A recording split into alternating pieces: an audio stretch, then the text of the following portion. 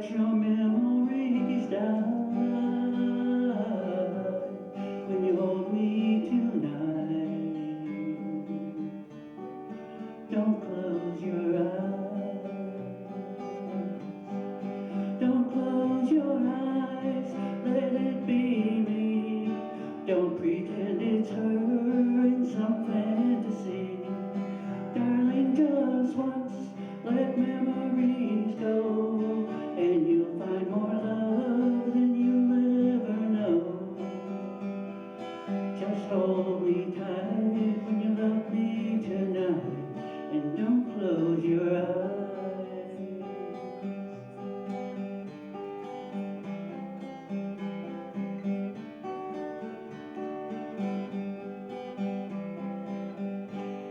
Maybe I've been a fool, holding on all this time,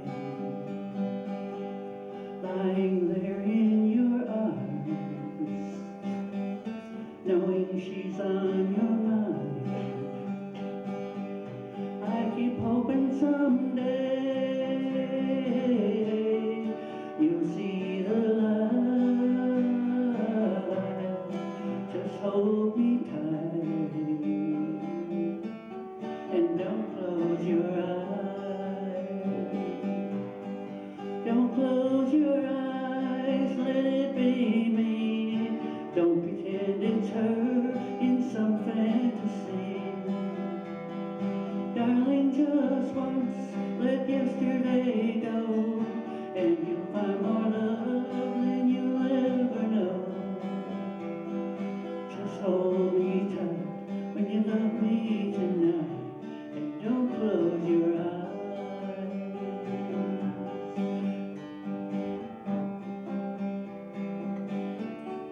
Don't close your eyes.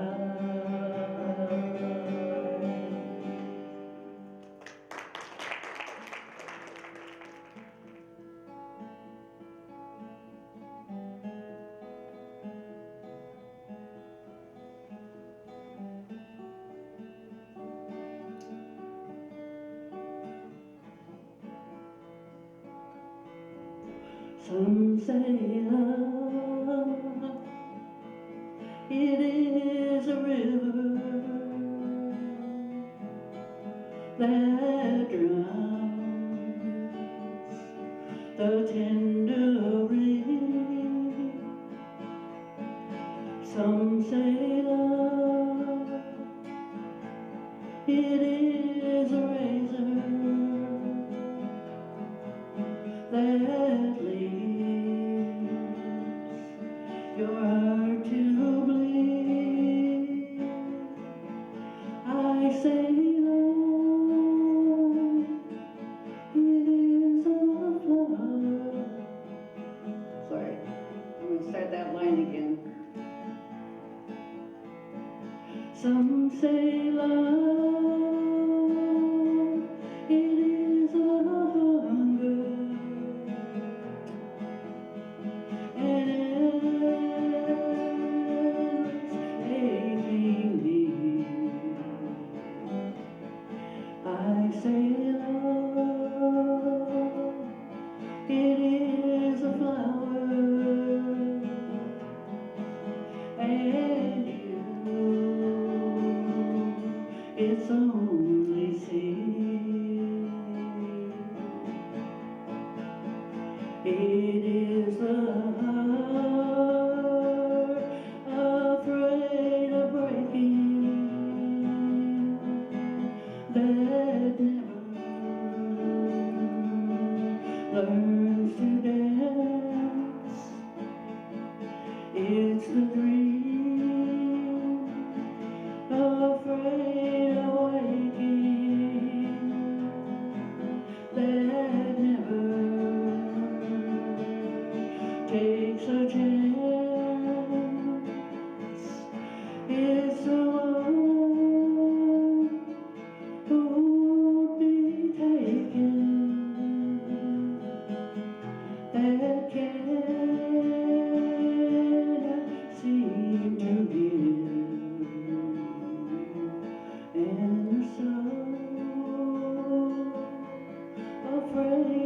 that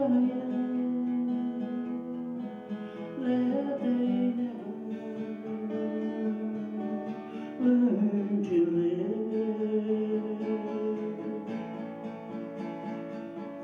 When the night has been so lonely and the road has been too long, and you think that love is only for the lucky and the strong, just remember in the winter, far beneath the bitter snow, lies a sea that with the sun's up in the spring becomes the rose.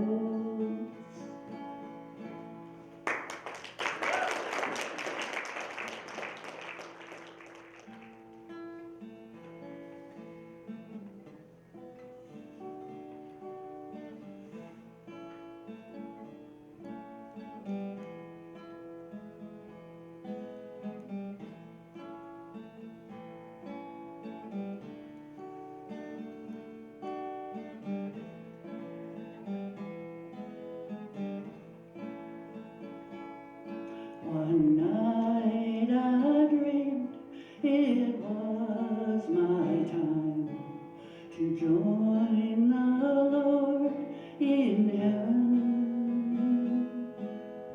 Jesus led me to sit in a chair at a table so bountifully laden. I watched as he brought others in and set them at the feast. Then he sat down to join us, saying, I am the least. As we bowed heads to say the grace, we look to him in prayer. We all held hands and mine passed over the one empty chair.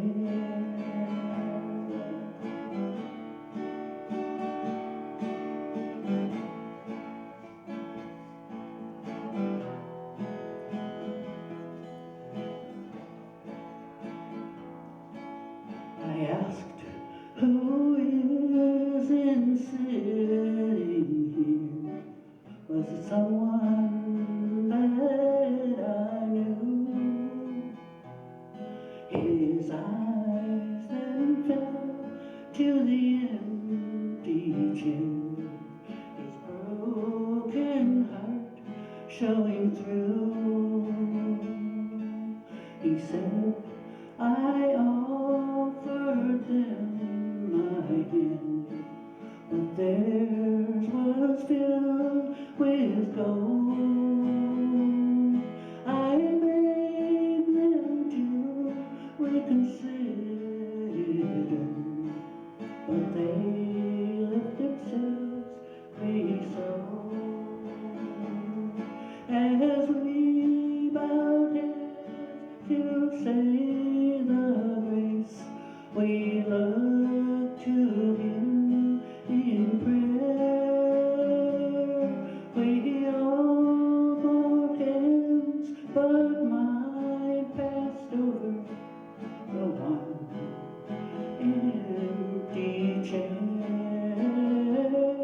We all held hands, but mine passed over the one empty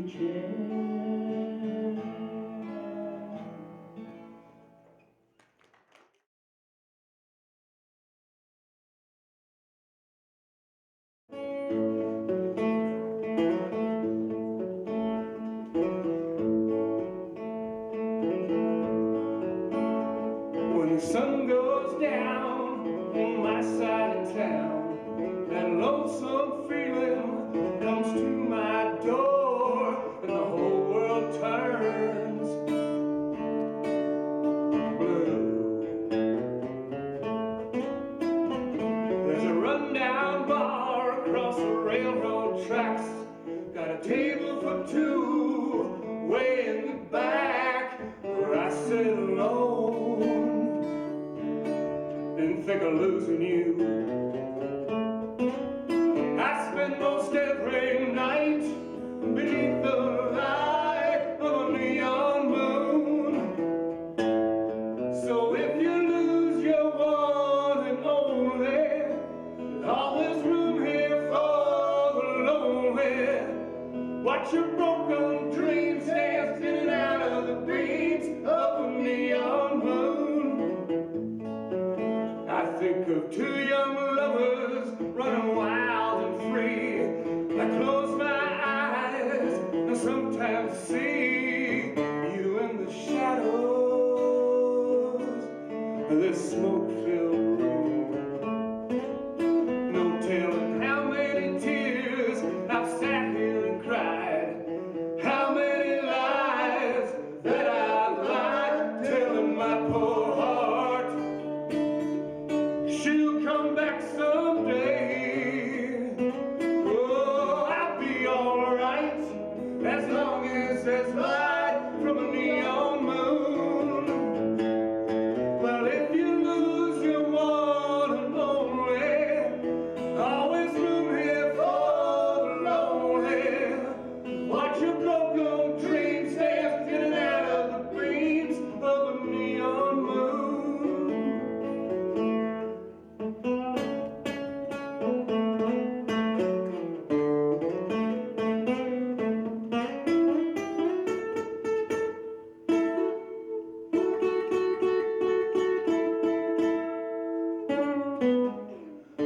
Jukebox plays on, drink by drink, and the words of his sad song seem to say what I think. And the hurt inside of me ain't never gonna end.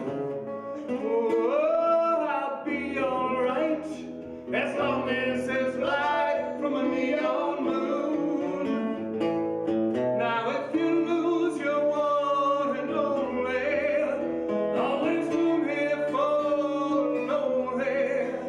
Watch your broken dreams dance in and out of the beams of a neon moon. Watch your broken dreams dance in and out of the beams of a neon moon. Watch your broken dreams dance in and out of the beams of a neon moon.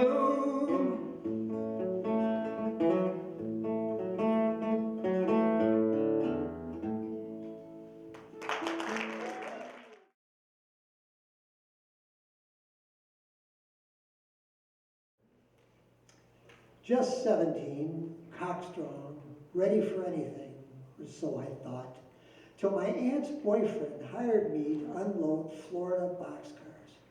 I never knew, could never forget the longest days of my life, the cruelest exhaustion in the world, collapsing in bed, scarcely able to stay awake through supper, while that fat, middle-aged, cigar-smoking Sicilian outworked me all day and danced all night.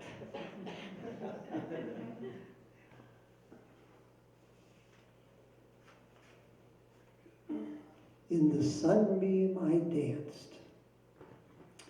In the sunbeam I danced with a frenzy born of desire, pirouetting, leaping, laughing. In the sunbeam I danced as David did, naked and unashamed before the Lord and all the chosen people. In the sunbeam I danced, was blessed and refreshed, blooming like a summer rose. In the sunbeam I lived. Raindrops on roses and whiskers on kittens are not two of my favorite things.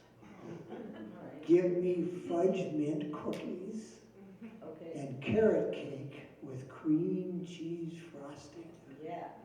The orange-yellow colors of a beautiful sunset as I ride a vintage Harley off to God knows where, with money in my pocket, a dream in my heart, and the woman I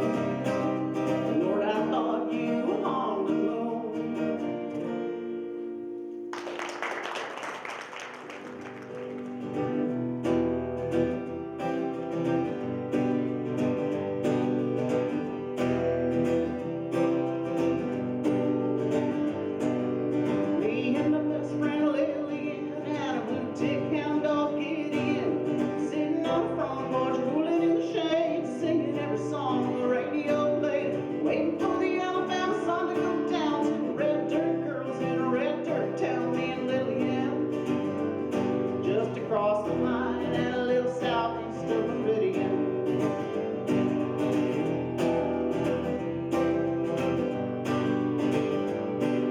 She loved her brother, I remember back when he was fixing up a 49 Indian. Told her little sister gonna ride the wind up around the moon and back again. Well, he never got home in Vietnam. I was standing there with him when the telegram come for Lillian. And now he's lying there somewhere about 1,000,000 miles from Meridian.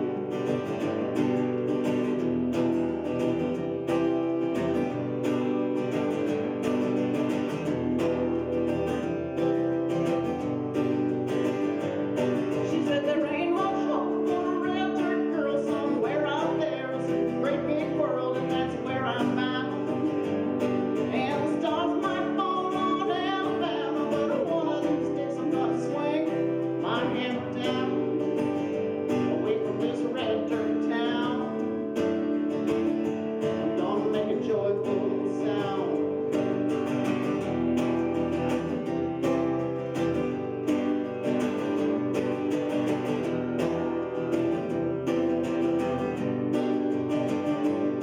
Well, she grew up tall and she grew up thin, buried that old dog Gideon by a red myrtle bush in the back of the yard. Daddy turned mean and her mama leaned hard. Got in trouble with the boy from town, so she figured she might as well settle down. So she dug right in across the red dirt line, just a little southeast of Meridian.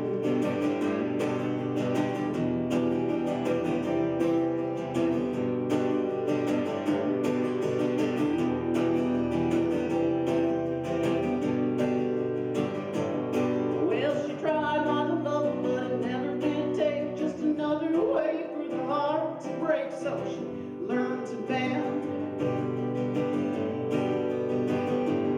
One thing they don't tell you about the blues when you got 'em, you keep on falling, 'cause there ain't no bottom and there ain't no end. It's not for Lillian.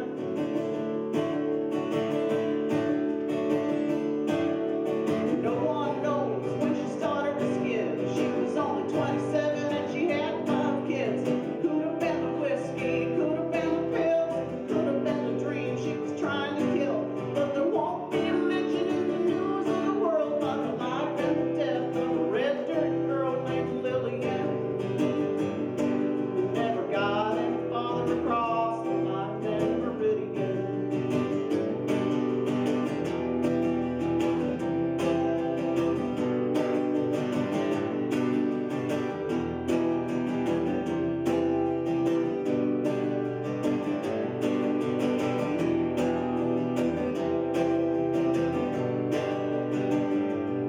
Now the stars still fall on Alabama the night she finally laid her hammer down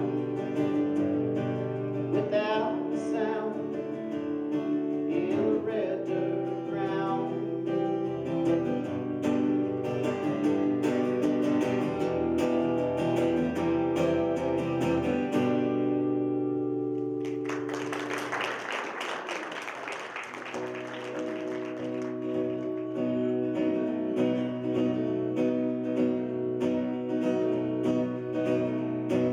Swinging sprung, the night was young. My precious little 6-foot teenage son announced to me that he was going out.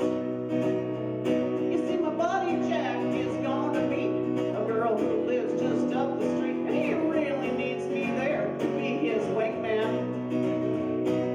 Time block is more like it. But you boys have fun, make good choices. Well, it couldn't have been more than an hour. My darling son burst through the door yelling, "Mom, guess what? I got in a BB gun fight. BB gun fight, BB gun fight." My dumbass son got in a BB gun fight. You think that boy would know better? BB gun fight, BB gun fight. My dumbass son was in a BB gun fight. Hope that no one lost an eye.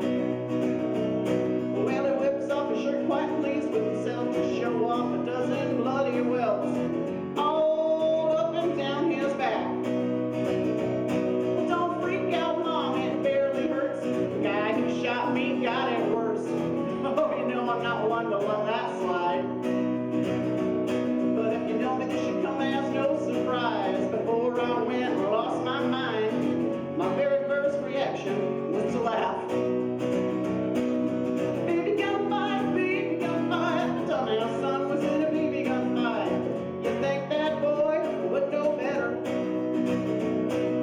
Baby gun fight, baby gun fight. The dumbass son was in a baby gun fight. Sure hope that no one lost an eye. So tell me, son, what happened? I gotta know.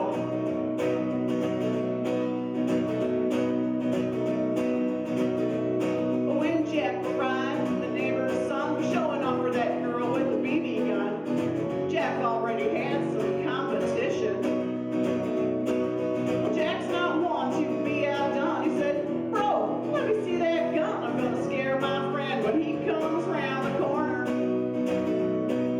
Shots were fired and my son ducked. He hollered out, hey, what the? And Jack said, bro, I'll let you shoot me back. Baby gun fight, baby gun fight. My son and his friend got in a BB gun fight. You think those boys would know better? Baby gun fight, baby gun fight. My dumbass son was in a BB gun fight. Sure, lucky no one lost an eye. Well, he's an honor student, a varsity star, but none of that goes very far in the presence of a certain Prairie Village princess.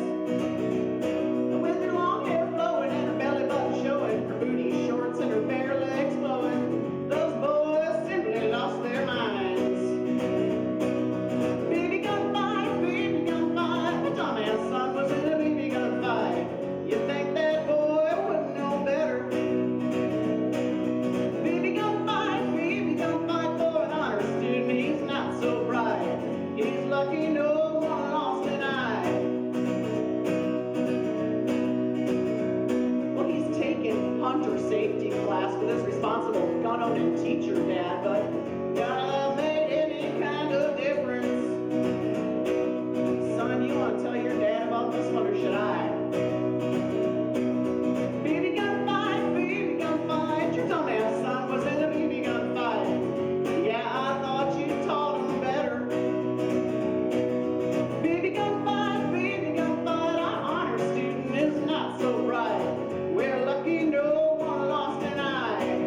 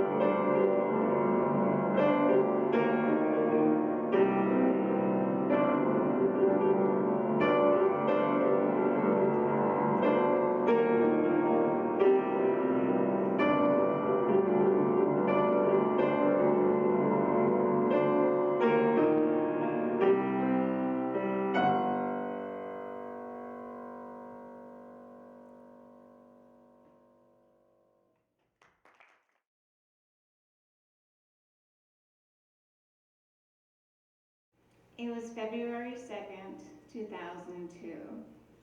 I just moved into a new apartment on the west side of Madison.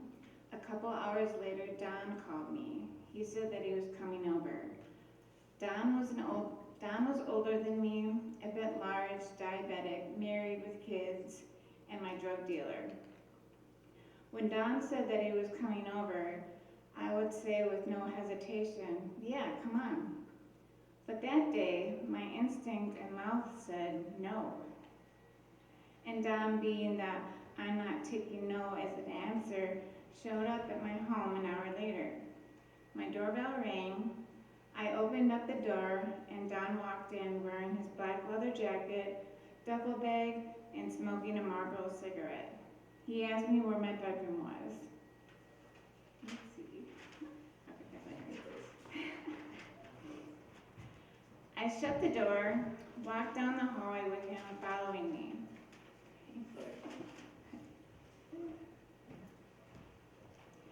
Don took off his jacket, dropped his duffel bag on the floor, and plopped himself on my bed. He reached in his pocket and gave me what I needed. As I was walking into the bathroom, Don asked me to turn on the television. I turned my head and said, "It's broken." "But we can listen to music. Music is good for you, Don." I put my David Bowie CD in, walked into the bathroom, and shut the door. When I finished what I needed to do, I opened up and Don was fast asleep. Don is prescribed a lot of medication. It wasn't until later I found out the reason why. But before that, I never asked, because I thought, if he wanted me to know, he would tell me. Hours later, Don's phone kept ringing, and Don didn't get up. So I shook him, and then I shook him again. I started yelling and then screaming his name. I checked his face, he was breathing, and then my doorbell rang. I went to answer it, and it was one of Don's friends coming over to see him to pick something up. I told him of what happened, and he followed me to my bedroom. He screamed Don's name, and then he slapped him in his face. Still no response or action. Then Don's friend took what he needed, left the money on the bedside table, and then while he was walking out the door, he yelled, "Well, you better call Kathy." The door slammed. Kathy was Don's wife. Kathy was an alcoholic with 3 daughters. I picked up my phone and called the house. Kathy picked up, and I said, "There's something wrong with Don. He's breathing, but he's not waking up." Kathy said, "Oh, Don does this all the time. You just need to give him some insulin, and he'll wake up." I said, "Kathy, I've never given insulin to anyone before." So she told me how much and to put it in his belly. I hung up the phone and did precisely what she instructed me to do, and within seconds, Don's eyes popped open, and I started crying. I said, "Don, I'm calling the ambulance." He said, "The hell you are." And I said, "Don, you wouldn't wake up." And it seemed like hours, but I realized it was only about 20 minutes. And I'm still crying and freaking out in my mind, thinking that this is all not all right. So I opened my bottle of wine and I started drinking of what just happened away and changed the CD player to FM classic rock station. Later on, I became pretty incoherent and crawled into my bed next to Don. I awoke and looked at the clock. It was 3 a.m. I felt like something was terribly wrong. So I turned on my lamp next to the bed and looked over at Don. Don's face was purple, bluish, and yellow. I knew at that moment that he was dead. I quickly got up and I turned on the headlight and screamed. I picked up my phone and called 911. I don't recall the exact words that I said, but the operator had told me to roll him on his back and scoop his mouth. And I said that I can't do that, and she said in a calm voice that I can and that I should do it. So I have to change my paper.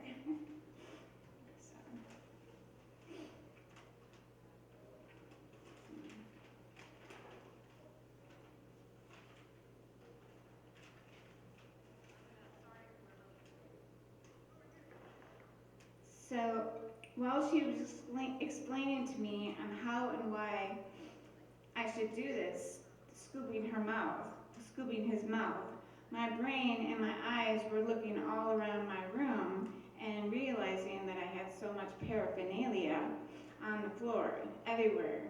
And now I'm thinking cops usually come with the ambulance. So I started picking up everything in sight, not once, but 3 checks and looking. And I threw everything in my closet, all piled up with my dirty clothes on top of it, and I shut my door. So within these couple of minutes while she was talking to me, I got on top of Don and scooped out his mouth, and nothing was there. His belly was yellow with all these punctured marks showing because of him taking insulin. I heard the sirens and I went to my door and I opened the door up. The ambulance people, the cops, I showed them to my room. I walked into the kitchen and I left them. I couldn't handle the sight of Don. I opened a bottle of Jim Beam and started guzzling it down. The female cop walked up to me where I was and asked me if I needed to call anyone. At that time, I couldn't recall anything. I was in complete shock. All I could hear was the defibrillator going on and off. And then the doorbell rang. It was the coroner.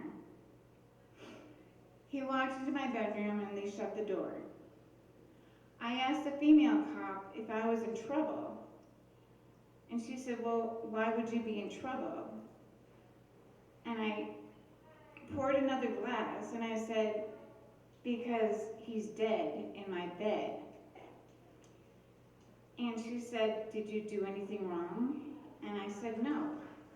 I just woke up at 3 and he was gone. So, oh my gosh.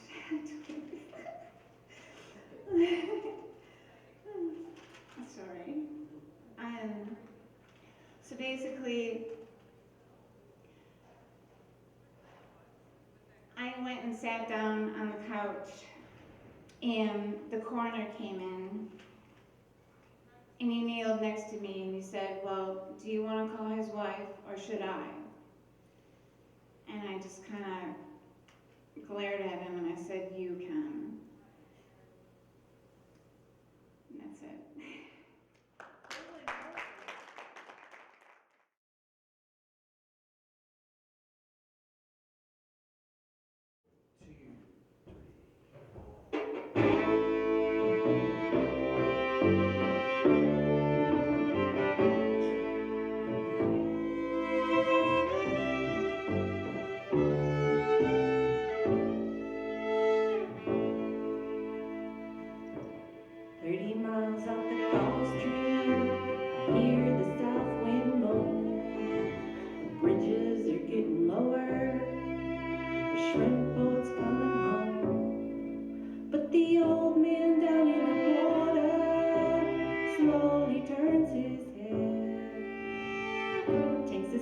From his whiskey bottle, and this here's what he said. I was born in the rain on a haunted train underneath the Louisiana moon. Don't mind the strain of a hurricane, it comes around every June. The hollow black water, the devil's daughter, she's hot, she's cold, and she's mean. But nobody taught her it takes a lot of water to wash away New Orleans.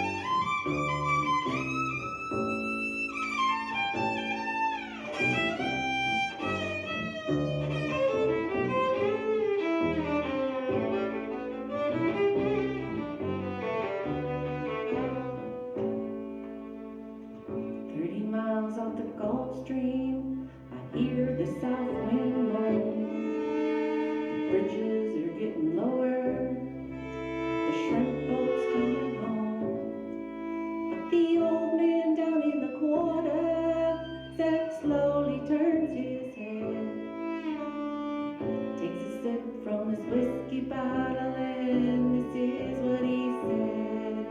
I was born in the rain on a torture train underneath the Louisiana moon. Don't mind the strain of a hurricane that comes around every June. The high black water, the devil's daughter. She's hot, she's cold, and she's mean. But nobody taught her it takes a lot of water to wash away New Orleans. I was born in the rain on the Poncha train underneath the Louisiana moon. I don't mind the strain of a hurricane comes around every June. The high black water, the devil's daughter. She's hot, she's cold, and she's mean. But nobody taught her it takes a lot of water to wash away New Orleans. Nobody taught her it takes a lot of water to wash away New Orleans.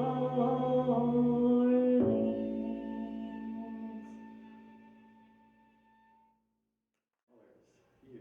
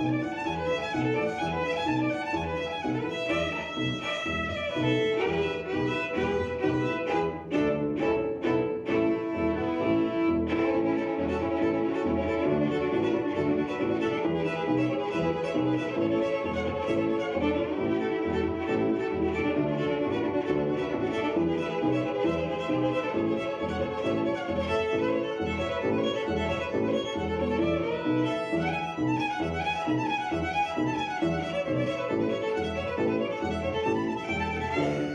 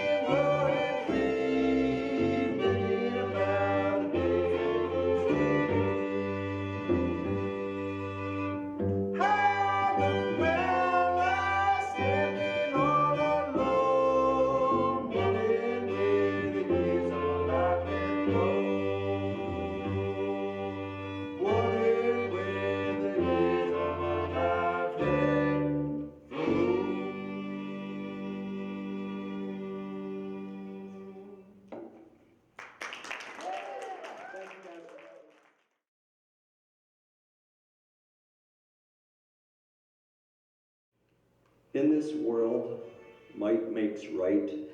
Might just take your life tonight. In this world, the strong eat the weak and boast about it with the words they speak. Now I know that my aloneness shows, it sticks out through the broken places in my soul. But the second law of phenomenology says, you're looking from the inside of you to the outside of me. So judgment by judgment, measure by measure, you can't get in and steal my treasure. So I will boast of my weakness along with the Apostle Paul, because when I am weak, he is strong. I will boast of my weakness and my brokenness too, because only in those gaps and broken spaces can the light come shining through. Bright, blinding light shining through me, seeing my weaknesses slew me and stripped me down to the core of what I am on earth for.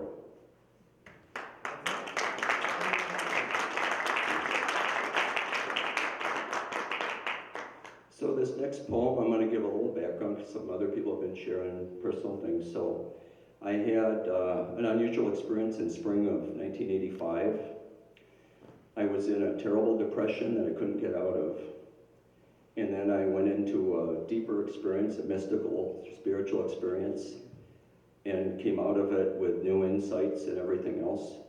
And I didn't know how to talk about it. And so when I babbled about it to friends, because I knew it was a good thing, I didn't get a good response, and so I shut up about it, and then got depressed again because nobody wanted to hear about it. And 15 years later, I started writing this next poem. Took me that long to find words. And then a few years ago, I finished the poem. So it took over the 30 years from the time I had the experience to figure out how to talk about it. So this is called New Creation. Like you, I once thought that black holes were just events out in space and did not concern me. But I was mistaken. Black holes are not just events that occur out in space when a star collapses, but they are also events that occur in the human heart when a life collapses, so a better one can come. And when I realized that the world without was pointing to the world within, I decided that I wanted to meet the map maker. So I built up my world, and he knocked it down. And I built it up again, and he knocked it down, and I built it up, and he knocked it down. And then one day I realized that the one who I thought was my enemy was really my friend, and I invited them in. I invited him in. He just wanted me to live in a bigger mansion with a better view. The depression coalesced into muscles and bones, locking them into rigid, inflexible poses. I braced for death in the same position by which I had entered this world. And then when all the gravity collapsed and I was hurled unending inward, I made a decision to grasp the only hand being offered me there and to trust. Now, large and powerful, I penetrated my black hole prison and entered a world exactly inverse to the one I had departed from the sea of questions to an ocean of understanding, from the unsolvable to the unstoppable. I ventured forth a new creation.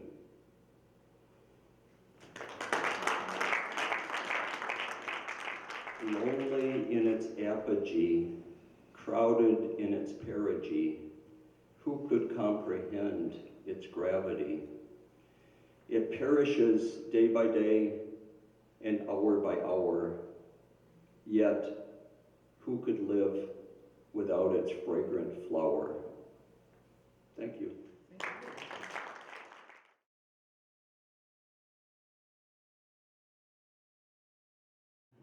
Today, I will tell you about life's cheaper inconveniences. Now, we all have wonderful things with electronics. We all have wonderful days with electronics. And people have a beautiful time trying to explain that things are getting cheaper, but they are also getting more expensive. Well, I had a situation with a television going out years ago.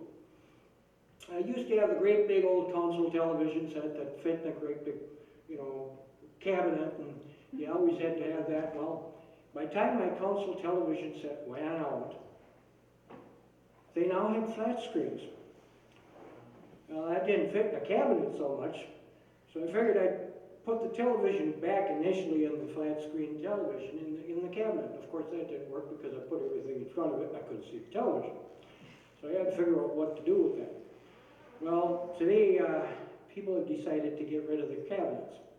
So okay, I got rid of my cabinets with my now more expensive yet less expensive television set, because when I bought the console television, that was $800. Now this flat screen, it was a little bit bigger to begin with.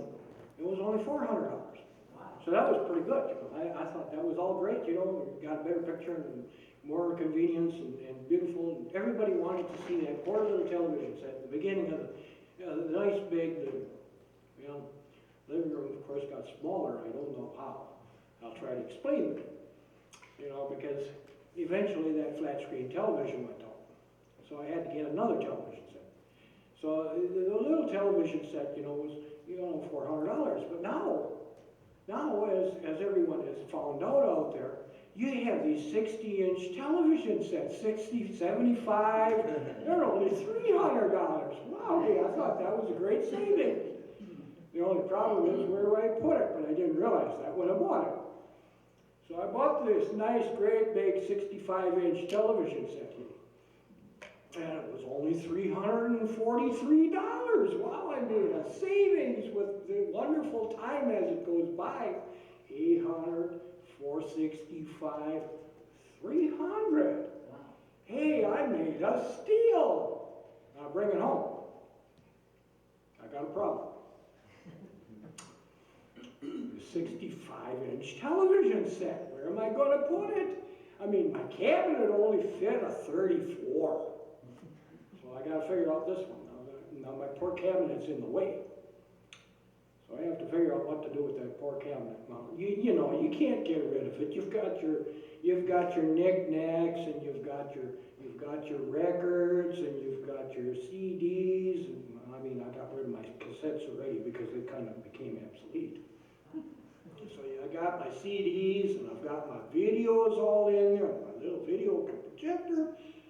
Where do I go with that stuff now? I got to move it. So, we got these 65-inch television sets now, and they fit on walls. Hey, that sounds cool. I can get rid of this cabinet. So I get rid of the cabinet. I've got this 65-inch television set, and I get it mounted up on the wall, and I've got all this space underneath it, so I can build a board and build a cabinet and all this stuff, and I get that all put together. And the family says, hey, that television is cool. I think I can put that in my room.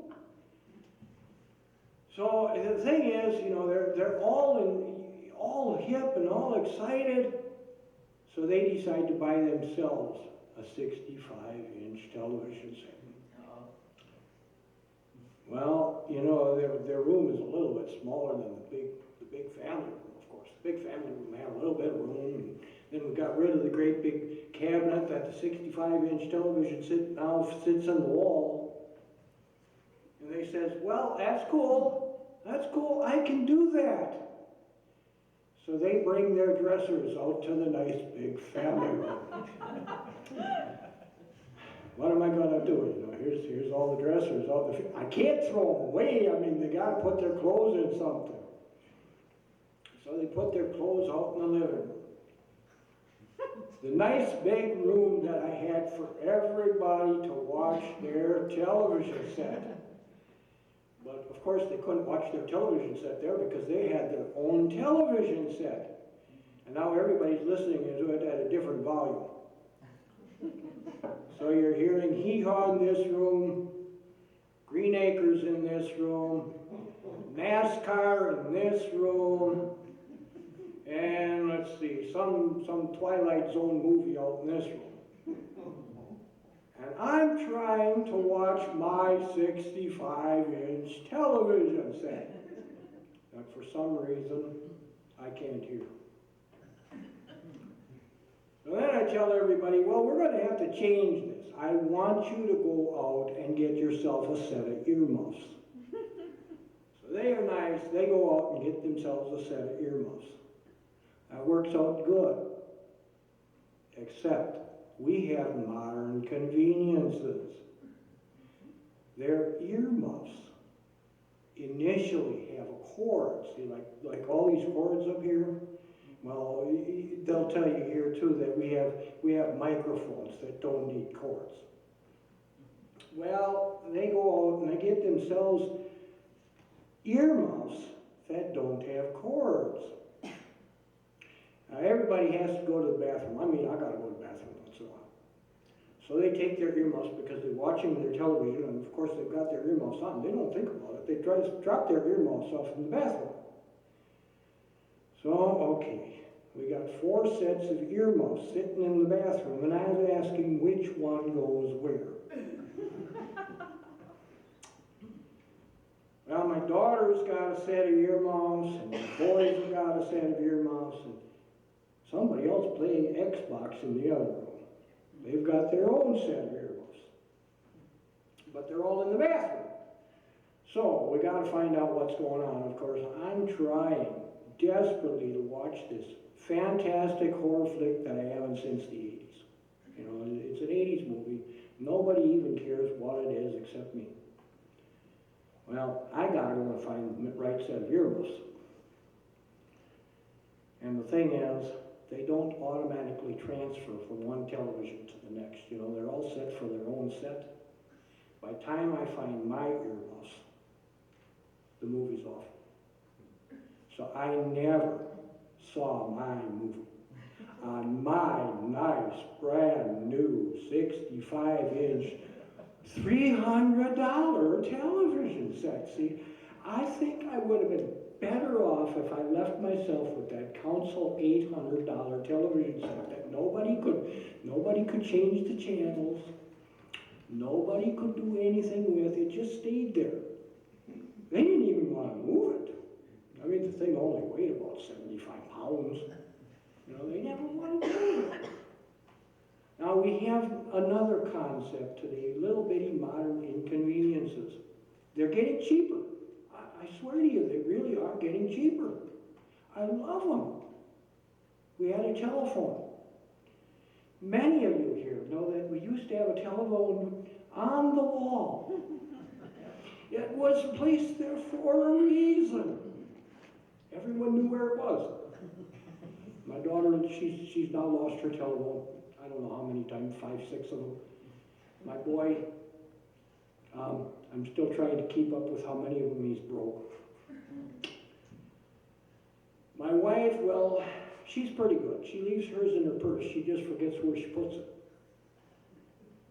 Mine, I went back to an old flip phone. I thought that was just fine, you know. I don't have to try to keep track with everybody else that's out there giving me a commercial or trying to tell me what's going on, even though I have no idea. I don't have to worry about who's trying to get a hold of me because I leave it off. It's simple. I remember when I was at home and I had my telephone on the wall. It was a whole lot easier on the wall. If they wanted me, I knew where it was. If they didn't want me, I didn't care anyway. And today, I have one. I just simply forget to turn it on. Little bitty life inconvenience is convenient. I don't know why. It's gotten cheaper though. I mean, everybody's out there giving you a new phone plan. You just don't know how many telephones you want to get rid of before you decide to pick one up. We have a dozen of them. My kids have their telephone. I mean, one son has, well, he's broken most of them, but he still keeps them. I haven't figured out why, but he keeps them. He says they're going to be worth money someday. I'm trying to find out when. And my daughter, she's simple. I mean, she sets them on the bookmark and stuff, and the kids run off of them. She's got little kids of her own. But the telephone isn't where it was. I mean, that's why I said, you know, it was so much easier. My daughter could find her phone if it would have been on the wall in the first place. But now it's in the bathroom, it's it's in the laundry room, sometimes it's in the car. But in either case, she never knows where it is, so who can get a hold of her anyway? But she's got a modern convenient there. And see, the phone plan isn't too cheap by the time you get done with the first 4 years. I mean, it wasn't bad, you know. They said $20 a month, that's great. $20 a month, you know. Let's see, she lost 2 phones, that's $2,500. She's lost, no, she found that one. The kids found it in the strawberry patch. But, you know, she did get it back. She did get it back. I think. I haven't been able to read it ever since I got back. You know, it's got a screen, but, or at least I think it's got a screen there, you know. It seems to be a different color, a different flavor. It's definitely a different flavor. My daughter was eating it. So, it's definitely a flavor. So, and let's go with automobiles. Automobiles are getting cheaper too, aren't they? I mean, after all, people, we're only spending $80,000 for an automobile. But we don't have to pay for the gas for 3 years. Hey, that's pretty cool, if you ask me. You know, I mean, they even pay for the insurance. That's how they're trying to get you to buy these cheaper automobiles. They pay for the insurance, so you're paying $1,500 in insurance every year, and you're paying gas. Well, that's, I don't know. Some people drive more, some people drive less. I spend $200 a week on gas. I mean, it's real cheap these days, $10,000 a year. You know, I mean, after all, a car only costs $72,000. I already paid for it, just in gas. You know, so, I mean, everything's getting cheaper, isn't it? It just is. Except I don't know what to do with it by the time I'm done with it because, you know, I mean, it's getting so cheap out there, I have to buy another one every few years. You know, what do you do with it? Same situation comes with the telephone. I mean, they've got a new plan every year. And you buy your computer.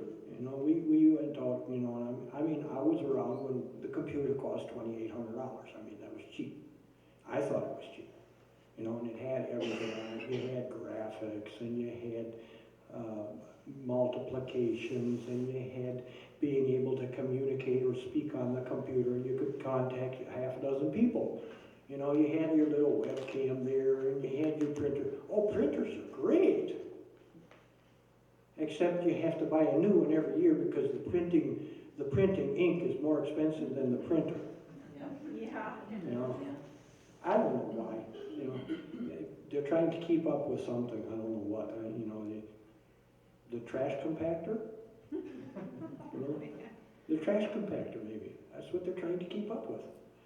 So we're trying to figure this out. I mean, you know, we all love prices as they are going down.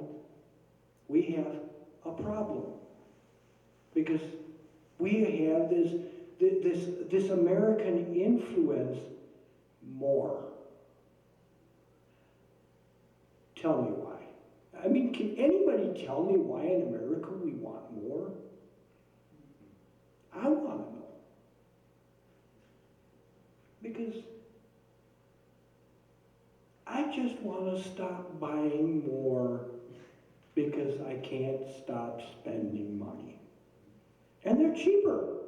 Of course I can't stop spending money. If the television set was only 32 inches like it was way back when, I wouldn't want to spend $800. I couldn't see anything. I suppose next year they're going to be real nice to me. 90-inch television set, $245 or something. Where am I going to go with my 65-inch television set? Please, somebody tell me before I find out I'm not able to keep it. I don't know where to go with it. As it is, I've got 4 dressers in there now, 2 computers in there now. Let's see. I've got my file cabinet in there now. I've got my yes, you're right. Everybody calls them vinyls now. I got my records in my file cabinet, of course, and I've got my CDs in there. I still kept them, even though I don't get to use my VCR. You know, it's shoved behind the television set that's on the wall already, you know, and you know, they have a little bitty section. You're supposed to have them about 6 inches away from the wall. Your CD player can't fit in there. So we have a wonderful situation with life's inconveniences that are convenient. Because life's inconveniences that are inconvenient, that are convenient, for some reason end up more convenient.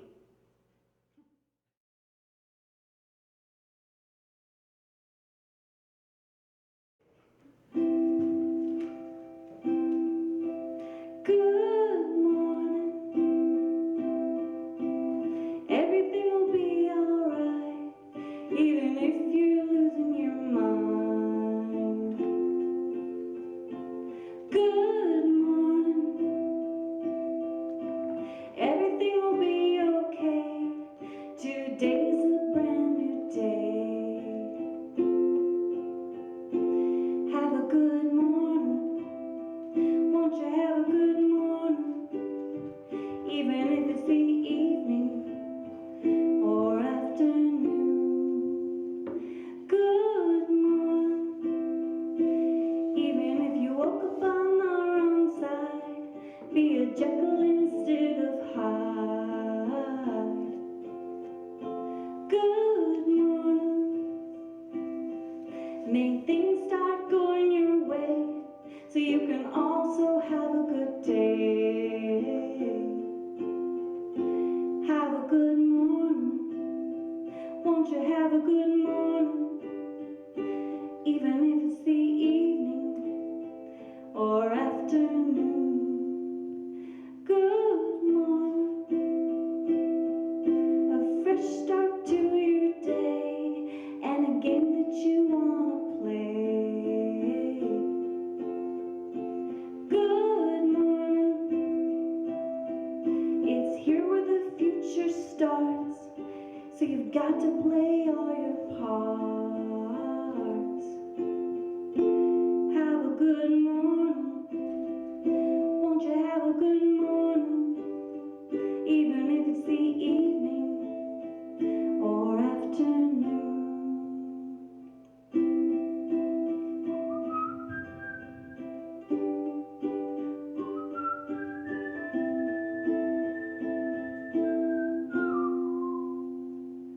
Good morning. Everything will be alright, even if you're losing your mind. Good morning. Everything will be okay. Today's a brand new day. Have a good morning. Won't you have a good morning? Even if it's the evening or afternoon. Good morning.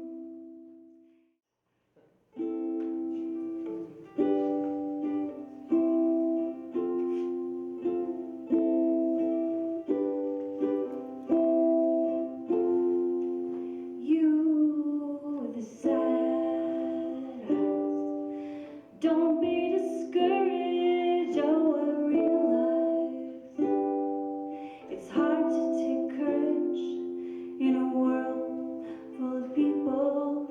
You can lose sight of it all in the darkest inside. You can make you feel so small. But I see your true colors shining through. I see your true colors, and that's why I love you. So don't be afraid to let them show your true colors. True colors are beautiful.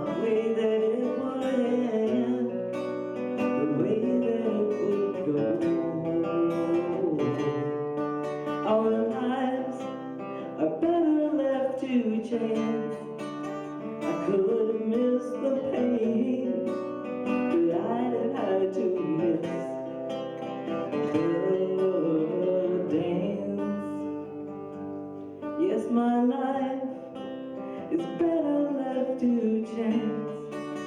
I could have missed the pain, but I had to miss the dance.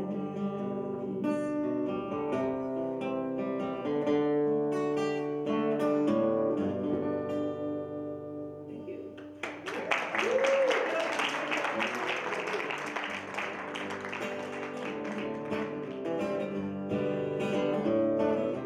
I see the bad moon rising. I see trouble on the way. I see earthquakes and lightning. I see the bad times today. Well, don't go around tonight, 'cause it's bound to take your life.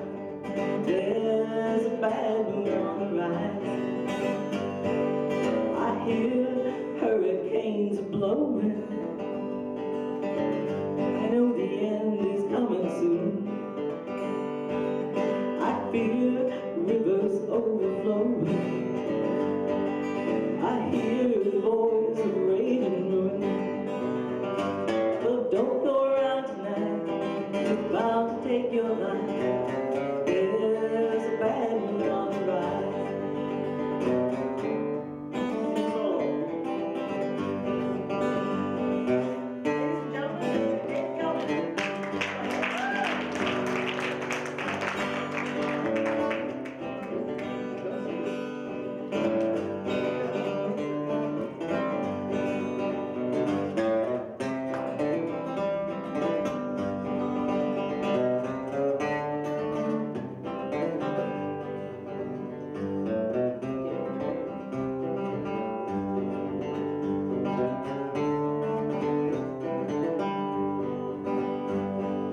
Hope you have got your things together. Hope you are quite prepared tonight. Together, one eye is taken for an eye. Well, don't go around tonight, it's bound to take your life. There's a bad moon